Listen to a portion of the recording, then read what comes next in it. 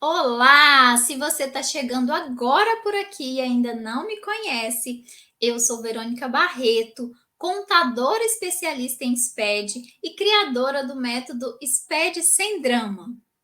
Nesse evento, você está aprendendo quais são os fatores necessários para que você possa dominar de uma vez por todas o SPED ECF, totalmente sem erros e sem aquele estresse do dia a dia da nossa prática contábil. Na aula anterior, você aprendeu sobre os três principais grupos de erros que têm funcionado como obstáculos te impedindo de chegar nesse momento para gerar e para dominar totalmente o SPED ECF sem erros e sem estresse. Seja você um recém-formado em ciências contábeis, seja você quem dirá um estudante de ciências contábeis, porque é fato que a gente sempre fala aqui que não é saudável que você deixe para adquirir essa habilidade de conhecimento técnico de SPED somente naquela hora da necessidade, tá? Sem esquecer das pessoas que já trabalham em escritório de contabilidade e, obviamente, aqueles donos de escritório de contabilidade, que são os contadores que fazem empreendedorismo na área contábil e que tem também os seus próprios clientes, tá? Não há segregação nenhuma. Esse método, ele pode ser aplicado, ele funciona muito, muito bem em todas essas situações. Por isso, se você está achando que esse método não é para você, você vai esquecer isso agora, porque esse método tem ajudado desde estudantes de ciências contábeis, recém-formados, funcionários de escritórios de contabilidade e de contabilidade interna nas grandes empresas e tem alcançado principalmente os donos de escritórios que buscam a qualificação para si próprio e também para os seus funcionários. Só que eu tenho uma pequena observação. Se você chegou nessa aula que está assistindo agora, essa é a aula que eu chamo de aula número 2. Então, antes dessa aula, nós tivemos uma aula super importante, onde eu demonstrei para você, por A mais B, quais são os principais obstáculos que você tem. Te mostrei tudo que você tem feito de errado na hora de aplicar os conhecimentos de SPED. E por isso, exatamente por isso, você continua tendo seus arquivos sempre com erros e com advertências e também está sempre entregando o seu arquivo de SPED ECF antes do prazo. Então é o seguinte, se você chegou agora aqui nessa aula 2 e não assistiu a aula número 1, que foi a primeira aula, eu recomendo fortemente que você volte lá, assista primeiro a aula 1 e vou te explicar por quê. Nós criamos essa sequência de aprendizado e ela é super necessária para você construir um raciocínio e aí acompanhar. E amanhã, na aula número 3, você vai fazer um fechamento com chave de ouro para você tirar proveito dessas aulas aqui. Sabe por quê? Eu acredito que o seu tempo, assim como o meu, é precioso nesse momento. Então, assiste a aula 1 primeiro, depois, em seguida, você volta e assiste a essa aula número 2, combinado? Então, como ontem eu te mostrei tudo aquilo que você tem feito de errado nessa trajetória, tudo que você tem feito, tudo aquilo que tem te atrapalhado de alcançar essa minha promessa para você de dominar o SPED ECF totalmente sem erros e também sem estresse, agora eu vou te mostrar o que fazer seguindo o meu método do SPED sem drama para que você possa acabar com aqueles obstáculos que você tem tido até agora, que foram aqueles que eu te mostrei na aula 1, tá?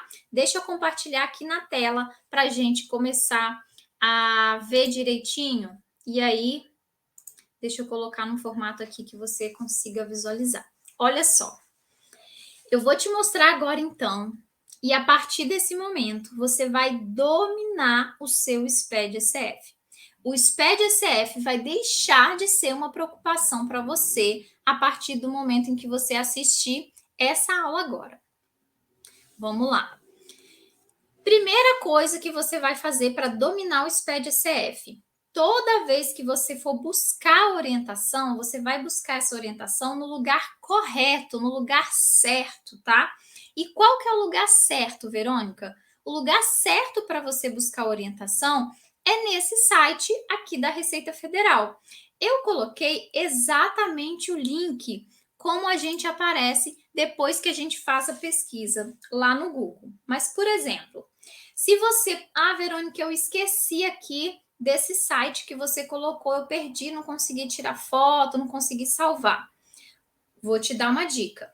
Vai no Google e digita assim: sítio mesmo, de sítio, SPED. Vai te encaminhar direitinho para esse endereço, para esse link que eu coloquei aqui na tela, na apresentação para você. Agora, não confunda eu te dizer o site correto, que é assim, o nosso fundamento com relação ao que a legislação me diz se posso ou não fazer alguma coisa no SPED-ECF, não confunda com o fato de você fazer o seguinte: ir lá no Google, por exemplo, e digitar a sua dúvida. Porque quando você vai no Google diretamente e digita a dúvida que você tem, o que ele vai te mostrar? Ele vai buscar resultados que foram mais acessados em sites particulares, que podem ser das empresas de consultoria, dos escritórios de advocacia, em alguns casos raros, tá? Os escritórios. E como é que funciona esse mercado, gente? É importante você saber, é importante você ter um conhecimento aprofundado de como as coisas estão funcionando nesse nosso ambiente. E por que que eu digo para você não ir diretamente no Google e digitar assim, por exemplo, qual o valor da multa do SPED-ECF? Não faça isso. Quando você faz isso, ele vai procurar pelas palavras-chave que você colocou ali na sua pesquisa e vai começar a buscar nos artigos, nos artigos de blog, né? Tudo que ele está encontrando ali. Porém, aquelas informações que estão ali, elas estão desatualizadas. Por quê? Ele não vai te mostrar informação mais atualizada. Em alguns casos, muito raramente, até pode coincidir, mas na maioria das vezes, se você pesquisar direto no Google uma dúvida que você tenha com relação à forma correta de se fazer, a forma correta de se calcular alguma coisa no SPED-ECF, você corre um risco muito grande de cometer um erro. E te digo mais. Primeiro, que você vai prestar informação errada. E mesmo que você envie dentro do prazo o seu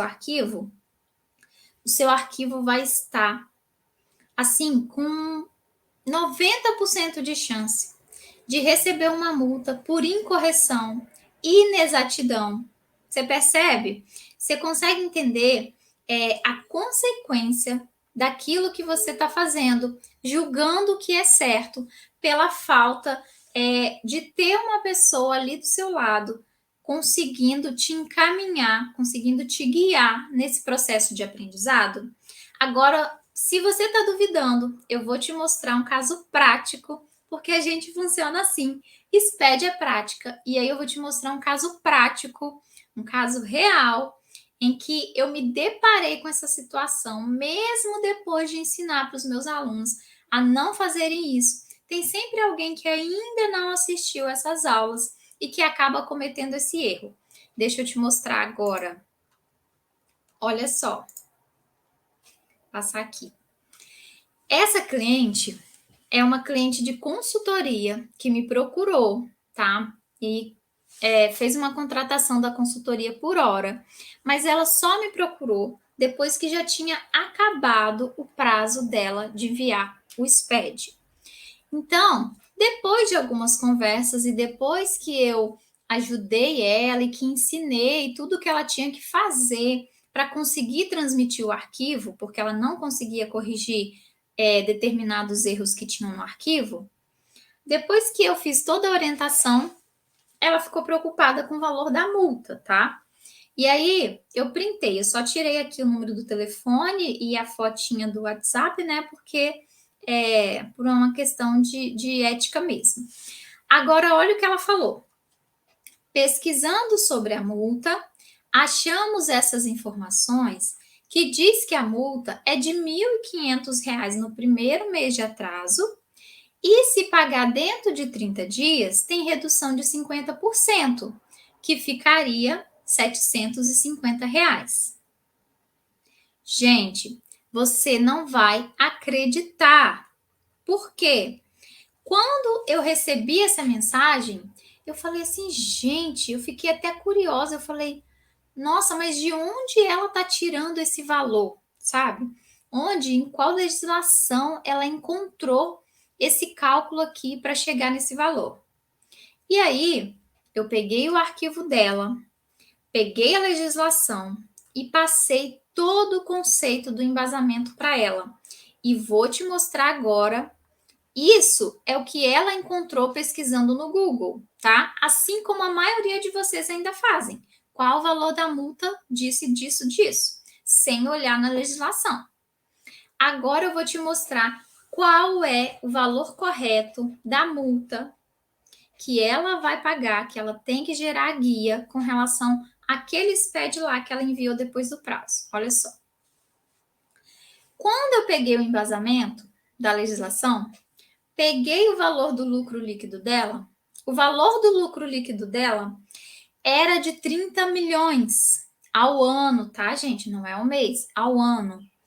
Ou seja, quando eu aplico 0,25% sobre o valor do lucro líquido dela, considerando que a empresa que ela estava fazendo esse SPED era uma empresa de lucro real, olha a diferença.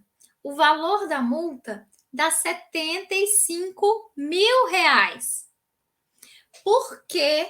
Sabe? Por que um contador, uma contadora nesse caso, né, que era mulher, foi no Google pesquisar valor da multa e acreditou que ia pagar R$ 1.500, quando na realidade a multa foi R$ 75 mil.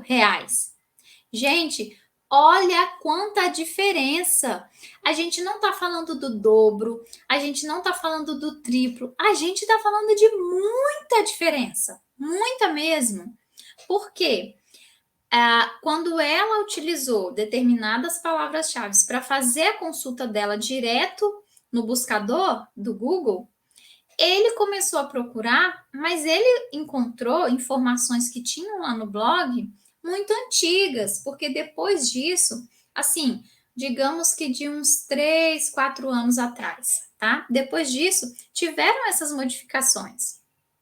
E aí, friso mais uma vez, comecem a buscar informação no lugar correto. Verônica, qual é o lugar correto para eu buscar informação? Tá aqui, ó. Sítio SPED. Então, coloca lá, o sped.receitafederaldobrasil.gov.br. Ele vai te dar o site cheio, completo de informações. Lá tem todas as tabelas, lá tem todas as planilhas, tudo, todos os manuais de orientação.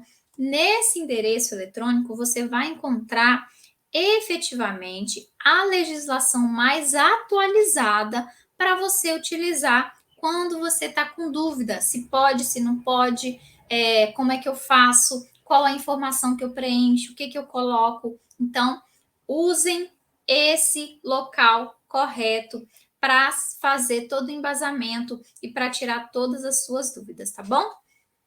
Então, vamos lá.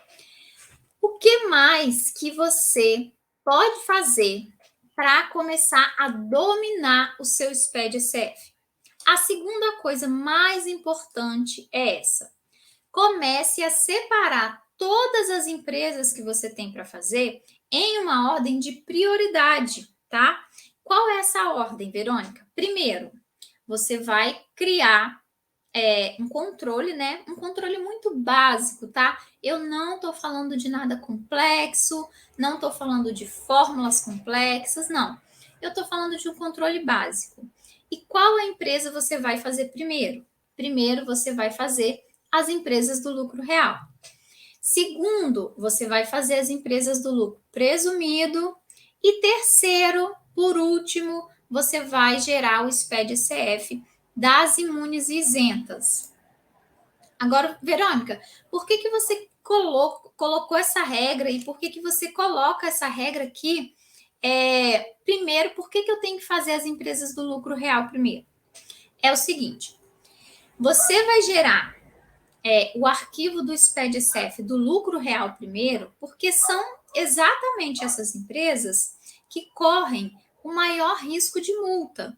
Quando a gente está falando de cálculo de multa de SPED, as empresas do lucro real têm um tratamento diferente, recebem uma alíquota diferente, porque o seu valor de receita costuma ser mais alto do que as outras empresas, né?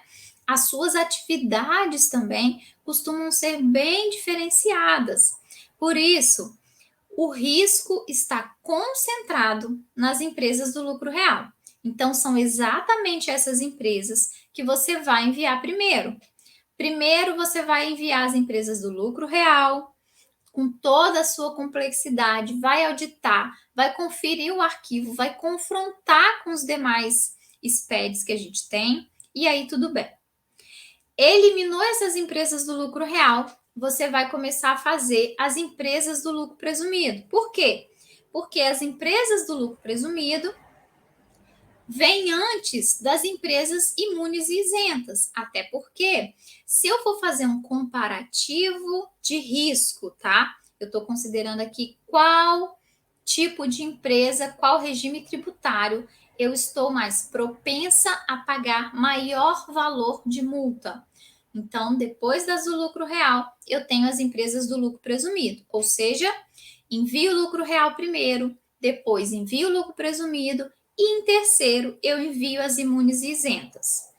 E assim, só para a gente agregar mais ainda,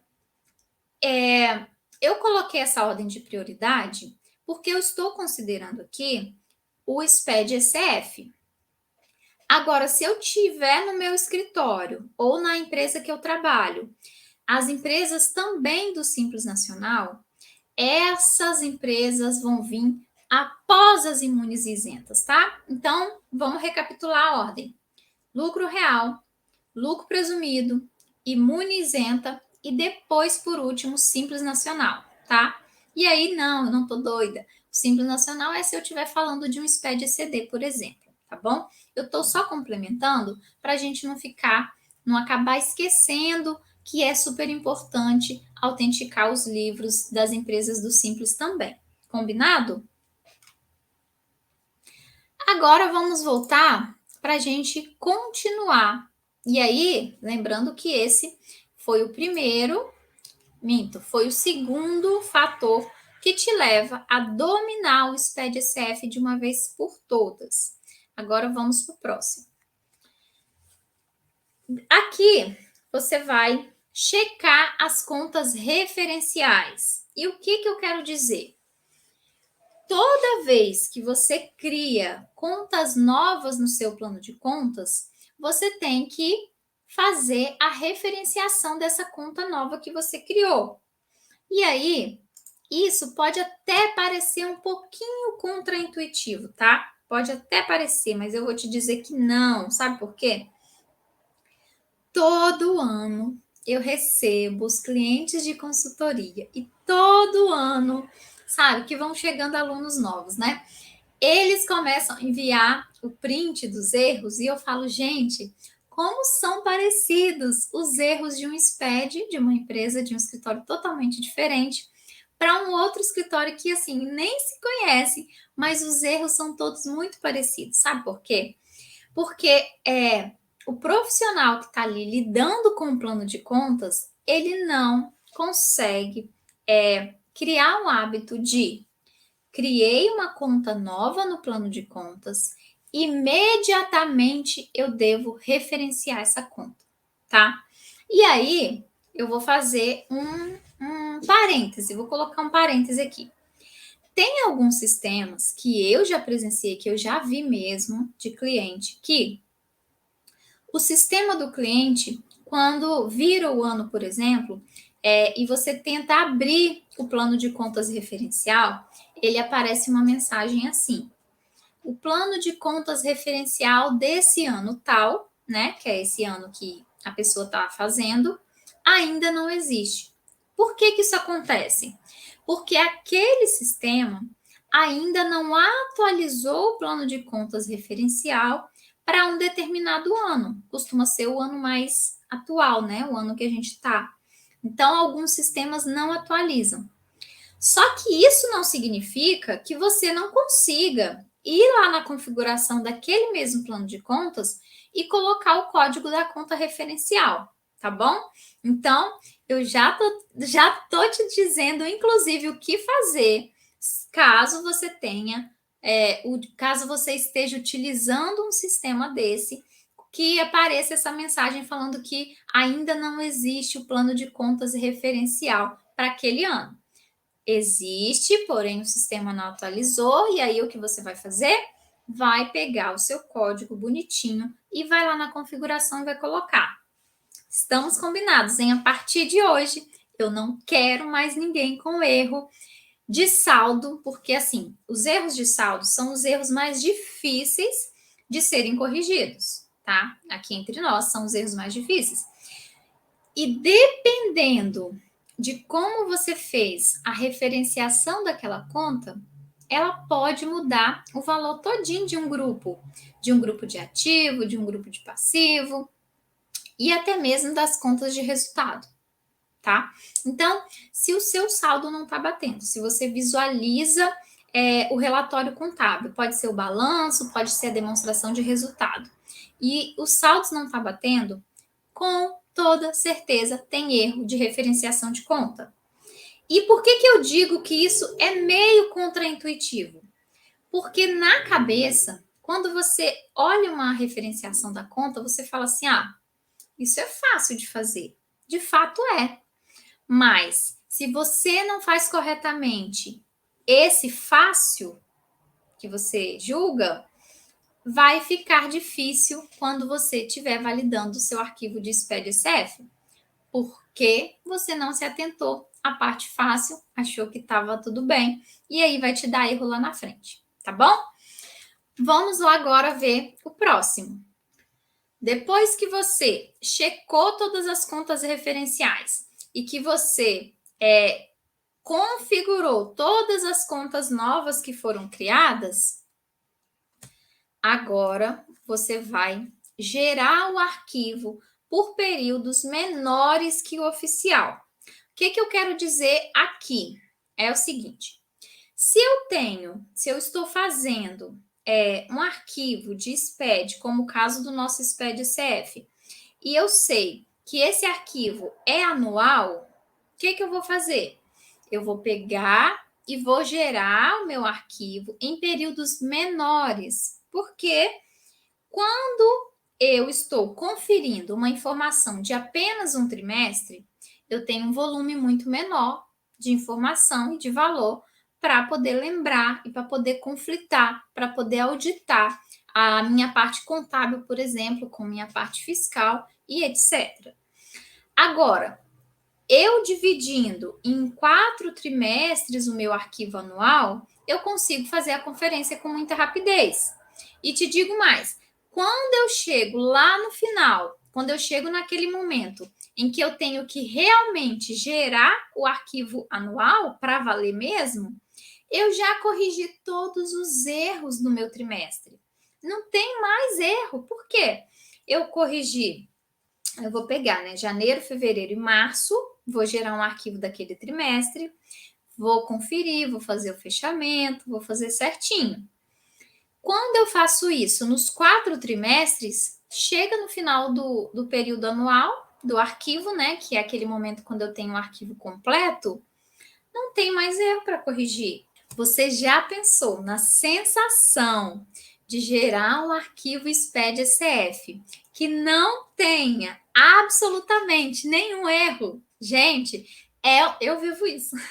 É uma sensação muito, muito maravilhosa, porque você tem um arquivo que não tem erro. É muito, muito bom, tá? Mas assim, eu quero que o seu arquivo do SPED-CF seja totalmente sem erro, mas que seja um arquivo com todas as informações que ele tem que ter, tá? Eu quero um arquivo cheio de conteúdo, auditado, bonito, seguro, e quero você também, como profissional de contabilidade, como contador, um profissional que está fazendo o SPED-CF de forma segura, tá? Eu quero que você gere o seu arquivo de SPED-CF e assine embaixo. Fala assim, ó, eu assinaria com o número do meu CRC, eu assinaria com o meu certificado digital esse arquivo de SPED-CF, porque eu tenho certeza que ele está certo, tá? É esse tipo de arquivo que a gente quer. Agora o seguinte, se eu estou, por exemplo, fazendo um SPED, que é um outro SPED, né? Se eu estou fazendo, por exemplo, um SPED mensal, de qual SPED eu posso estar falando? Eu posso estar falando do SPED fiscal, eu posso estar falando do SPED PIS/COFINS, tá?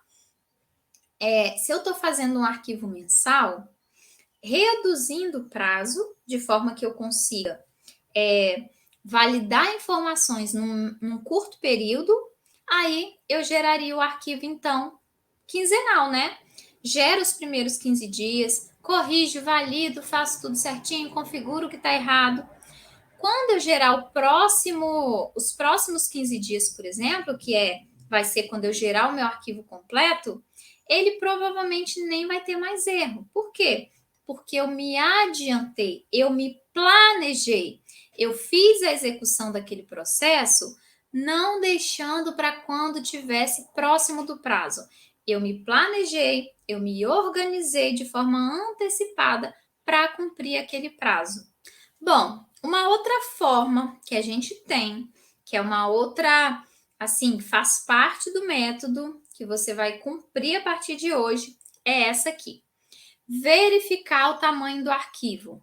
Gente, pode parecer coisa boba, mas eu não tenho visto os contadores fazendo isso. Olha o tamanho do arquivo. Ele está muito próximo dos 5 gigas, como determina a legislação? Olha, Verônica, não, ou ele está chegando próximo. Por quê? Quando você não se atenta a esse detalhe, o que acaba acontecendo? Você tem um arquivo muito grande, e aí, para você fazer cada processo dele, fica muito demorado. Mas, por mais que você tenha um computador ultra rápido, que tenha um processador muito bom, o arquivo demora a ser gerado. Eu já vi arquivos demorando 3 horas para gerar no sistema RP, mais 2 horas para validar lá no PVA do SPED-CF. Agora você se imagina nessa posição, esperando 3 horas para gerar, mais 2 para validar. Olha a pressão disso, sabe? Isso é um simples detalhe do tamanho do arquivo, ele se transforma num problema tão grande que você começa a ficar apavorado, porque você vê aquilo rodando e nunca que valida. E você mexe, aí o computador trava, aí você acha que é culpa do validador, que você não baixou direito, e aquilo vai criando uma sequência. E isso, gente, sabe, é como se eu pegasse um nível assim e subisse um botãozinho que eu percebo quando eu vejo isso acontecendo muito na minha frente, o nível de estresse do profissional que está executando a tarefa do SPED, ele vai de 0 a 100 assim, em questão de minutos, porque ele não consegue ver a coisa acontecendo. E ele precisa ver a coisa acontecendo. Então, esse é um detalhe super importante que você deve ficar atento a partir de agora. Verificar sempre o tamanho do arquivo, ok? E aí, o seguinte, aprender para você começar a adquirir uma habilidade prática, porque como eu tenho dito desde o início, quem aprende não depende. Agora o seguinte, todas essas maneiras que eu te mostrei, que vão te levar a dominar o SPED-CF, eu te mostrei algumas maneiras aqui, elas fazem parte do método que eu aplico no curso de SPED-CF, que é o meu método SPED sem drama, tá? E o que consiste esse método? Esse método te mostra o que fazer, o que você fazia de errado, como corrigir isso, como fazer daqui para frente. E ele é focado muito na parte prática. Então, eu te falo exatamente o que fazer. Para quê? Para que a gente construa uma base sólida, tá? Como se fosse a construção de uma casa mesmo, para que a gente construa essa base sólida e que aí, depois que você tem essa base de conhecimento, você vai só acrescentando, você vai só levantando, como dizia, as colunas, né? Vai começando a levantar as colunas da sua própria casa no decorrer do aprendizado, tá? Por isso que eu te mostro o que você fazia e como tem que ser feito. E aí, eu te dei aqui apenas algumas, tá? Te mostrei algumas que fazem parte, então, do método do SPED sem drama.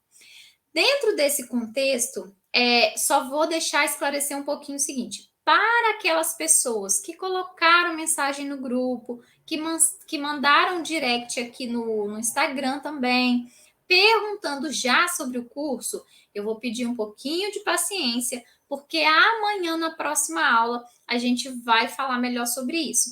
Hoje, a gente vai focar aqui nessa parte, porque eu preciso construir um raciocínio com você, tá? Para que você consiga absorver da forma correta e tire totalmente proveito dessas duas aulas, porque, como eu te disse, o seu tempo é muito precioso para mim, tá bom? Dentro desse contexto, na aula anterior, eu te mostrei exatamente quais são os obstáculos que estão te impedindo de ter um SPED ECF totalmente sem erros e de deixar de ter todo esse estresse com a nossa prática contábil do dia a dia, tá? E aí, em seguida, nessa aula de hoje, eu te mostrei o que fazer então para que aqueles erros que você cometia antes não sejam cometidos e mais ainda, te ensinei técnicas que vão te levar a ter um arquivo SPED-ECF gerado um mês antes do prazo. Olha que legal, tá? E aí, dentro disso, na próxima aula, que vai ser a aula número 3, eu vou te mostrar o exato passo a passo para a gente gerar o SPED-CF do lucro presumido, tá? E por que eu escolhi o SPED-CF do lucro presumido? Porque ele é aquele SPED com a maior quantidade de empresas, tá? Quando a gente faz a pesquisa nas estatísticas lá do site da Receita Federal, o maior número de empresas que enviam SPED-CF são as empresas do lucro presumido. É por isso que eu acredito que você vai poder utilizar esse conhecimento o mais breve possível. Isso já se você não for utilizar no mesmo dia dessa aula número 3, tá? Então, eu te espero na aula de amanhã. Eu conto com você. E se você não viu a aula número 1, corre lá para assistir, tá? E aí, para a gente continuar aquele movimento que nós fizemos ontem, foi muito legal. Lá na comunidade, lá do Facebook, que é uma comunidade restrita, tá? Só para a gente mesmo, para a gente estar tratando desse assunto. Vá lá na comunidade e use a hashtag Quem Aprende Não Depende e me conta o que você achou de mais legal dessa aula número 2. Pode ser da aula número 1 também, tá? Combinado? O que você achou de mais legal? Qual foi, por exemplo, a grande sacada que você teve? E não se esqueça de ser receptivo, porque, gente, um pequeno detalhe que você observou, uma pequena sacada que você teve com essa aula, simplesmente o fato de você colocar para os outros profissionais de contabilidade que também estão ali naquele meio, fazem toda a diferença, tá? Um post seu pode ajudar alguém, um post meu pode ajudar várias pessoas, então não se esqueça disso. Corre lá na comunidade. E aí, eu tenho uma surpresa para você, que é o seguinte: no final dessa jornada, no final da aula 3, que vai ser amanhã, você vai estar concorrendo. Só você que postar lá na comunidade, tá? E aí, o seguinte, vocês estão esquecendo de utilizar a hashtag. Tem que utilizar a hashtag. Quem aprende não depende. E aí, o seu post, eu vou fazer um sorteio com o seu post e vou ver Porque o post que você colocar, o que você postar lá na comunidade, utilizando essa hashtag quem aprende não depende, você vai estar concorrendo a um prêmio incrível no final dessa jornada. E aí, quando eu falo incrível, é incrível mesmo, tá? Então, corre lá que eu vou estar te esperando. Grande abraço e até a próxima aula.